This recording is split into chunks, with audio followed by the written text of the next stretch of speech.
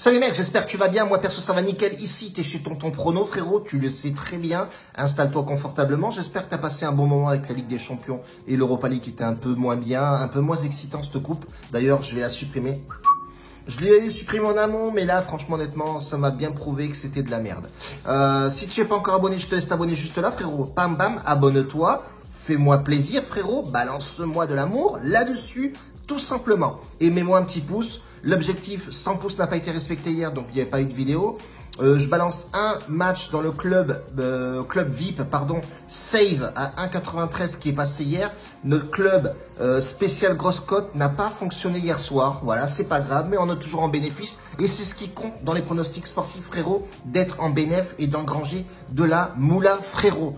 2 matchs aujourd'hui à notre actif, les frères. On part sur la Bundesliga avec Hoffenheim qui va rencontrer Werder Bremen. Et on va partir sur Lyon qui rencontre les saucisses de Toulouse. Bref. Ok, on part sur ça les frérots. Qu'est-ce qu'on peut dire en ce moment? Qu'il va y avoir un week-end de malade. On va mettre du pronostic à donf. On balance le palier numéro 1 avec 100 balles de mise dans le club, bien sûr, private, histoire de dynamiser un petit peu le délire, donner de l'ambiance, mettre un peu de folie là-dedans, mettre un peps à la Tonton Prono, tu vois ce que je veux dire? Balancer un peu de stimulant dedans, tu vois, tu prends pas un VIP pour être plat, flatonique, flat, comme le lac de Mouchik. Les Bordelais se reconnaîtront là-dedans. Bref, on balance ça et on en fera un en public aussi. On va voir un petit peu suivant l'ambiance et la motivation, bien entendu, frérot.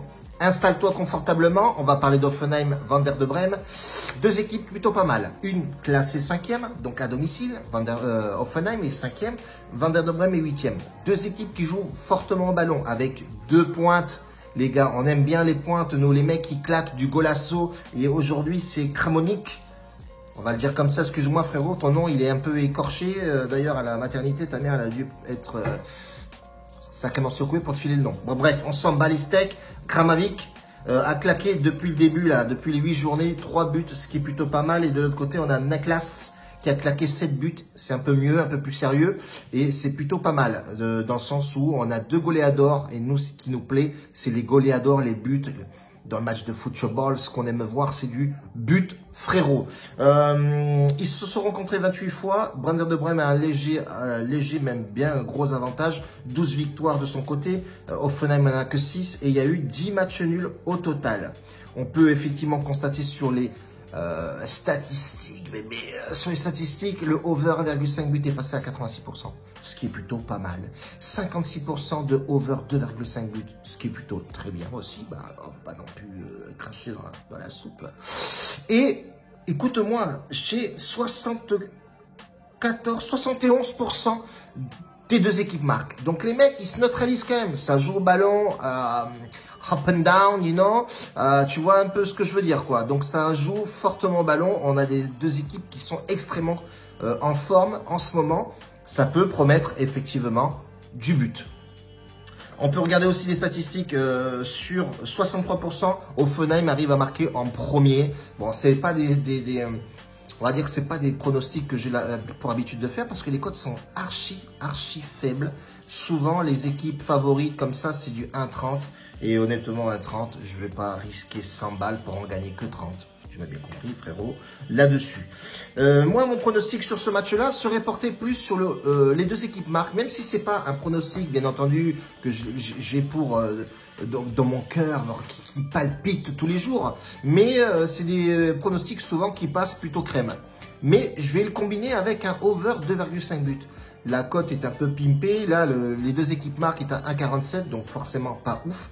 Mais avec le over 2,5 buts qui se rajoute là-dessus, on peut atteindre les 1,70 aux dernières nouvelles. Ouais, c'était 1,78. Elle est descendue à 1,70. Ouais, ok, d'accord. C'est plutôt bon style, frérot. Je te laisse bifurquer là-dessus et essayer de voir si je raconte pas de la merde. Donc voilà, on partirait sur ça, frérot. Deuxième match, comme je te l'ai dit, c'était Ligue 1, frérot. On a Lyon qui rencontre Toulouse. Lyon qui, en ce moment, dégueulasse, frérot. C'est vraiment pas ouf du tout. Le retour des anciens, comme tu as pu écouter les grosses chaînes d'information sportives, c'est pas forcément super bon. Quand tu as la gâchette, qui ne gâchette rien du tout, qui a surtout gâcheté sa voix parce qu'il avait plus de voix le mec. Bon, je me moque pas, c'est pas bien. Frérot, ça peut arriver à tout le monde. Ok. Et tu as sorti milieu de terrain Tolisso. Bon voilà, Tolisso qui ferait mieux d'aller jouer à Picasso. Allez, pas mal. Bref, en tout cas, je suis pas trop fan de cette équipe. J'ai jamais été fan de Lyon, même si j'ai mes collègues, il va se reconnaître, qui adorent Lyon. Frérot, Lyon, c'est dégueulasse. Ces 4 matchs, les 4 derniers matchs perdus contre Lorient, nous on l'avait pronostiqué, comme Monaco, tout, Paris Saint-Germain, Lens les a éclatés 1-0. Bon, éclatés non, mais bon voilà, réaliste. La dernière victoire, c'est le 3, donc c'était le 3 août, hein, je crois, c'est ça, hein, 3 août ou 3 septembre, je sais plus. Bon bref, là, on a une équipe de Toulouse qui est en ce moment pas trop mal, hein, dans de scie. 3 victoires pour 2 matchs perdus, une victoire à domicile contre Montpellier, une contre Nîmes, c'est un match amical, pardon.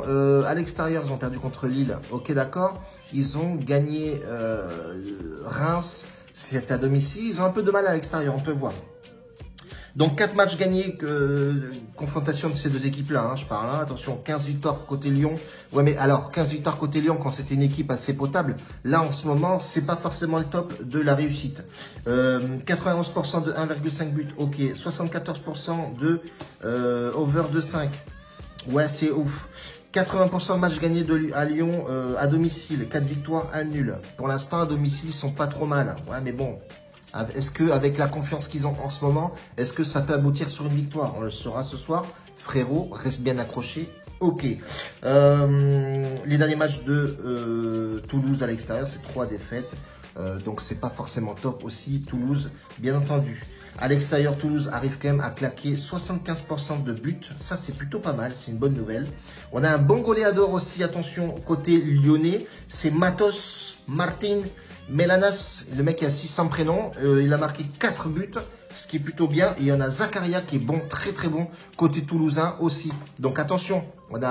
J'aime bien moi aller voir les mecs. Je vous les mettrai ça tout le temps les frérots. Les petits goléadors, les joueurs à suivre. Je vous les mettrai ça sur, pas forcément les jouer. Bon, tu peux les jouer si tu veux frérot, mais je te montrerai, je te balancerai 2 goléadors susceptibles de scorer sur les matchs dorénavant. Donc là, si tu vas par là, ce match-là, pour moi, Lyon doit absolument faire quelque chose. C'est vital. Alors, les frérots, le coach lyonnais, même le coach lyonnais ne met pas d'ambiance dans l'équipe. On voit qu'il n'y a pas d'âme. C'est pas, il n'y a pas une fougasse là-dedans. Il n'y a pas un petit titillement, quoi. Tu vois, il y a un remue-ménage. Le coach, tu le vois, il est palo, le mec. En conférence de presse, il est tout éteint. Il est genre, oui, bon... Question à la con, est-ce que tu crois que ton poste il va sauter? Le mec il s'en bat les steaks. Il est là, ouais. Et toi, qu'est-ce que t'en penses? Je vais sauter ou pas? Non, j'ai aucune pression. Le mec il te répond pas à la question. Eh gros, réveille-toi. Le mec, je te la refais. Votre poste est... Il est comment là en ce moment? Vous êtes sûr de rester? Ou il y a une possibilité que vous alliez peut-être sauter ou... Donc moi... En étant coach, frérot, je me réveille, frère. T'as entendu ça? Ben écoute-moi, moi pour l'instant je suis bien installé. Peut-être que effectivement mon équipe en ce moment a des méformes, mais pose-toi les bonnes questions, frérot. Les joueurs que j'ai dans mon équipe, frère, c'est pas exceptionnel. Donc je fais avec les moyens du bord. Si moi personnellement je devais faire quelque chose, je te fous tous les titulaires sur le banc, frérot, et je te balance la jeunesse dessus. Point barre, réveille-toi, mets de l'ambiance, éclate-les journalistes, bordel. Bref, ça nous dit pas ce qu'on va jouer comme pronostic. Bon, là, tu vois que Lyon à domicile, c'est costaud. Il faut absolument se refaire rapidement. Est-ce que les joueurs vont vouloir jouer couteau entre les dents pour le coach qui a de tension? Ça, je ne sais pas. Mais par contre, les deux équipes marquent sur ce match. Oui, parce que Toulouse a pour habitude de scorer à l'extérieur de ses bases. Donc, je partirai sur les deux équipes marquent sur ce match. Elle est cotée plutôt bien, à mon avis, parce que ils voient que Toulouse, elle était 1,70, elle est descendue 1,57. Toulouse a fortement possibilité de marquer dans ce match-là, vu l'ambiance et l'énergie que Lyon a en ce moment, tout simplement. J'étais un peu long, frérot, sur la vidéo, mais elle est toujours un peu d'ambiance et de pétillement et de pétillant. Donc, mets-toi bien à l'aise avant d'analyser les matchs. Je t'invite fortement à repartir sur les analyses.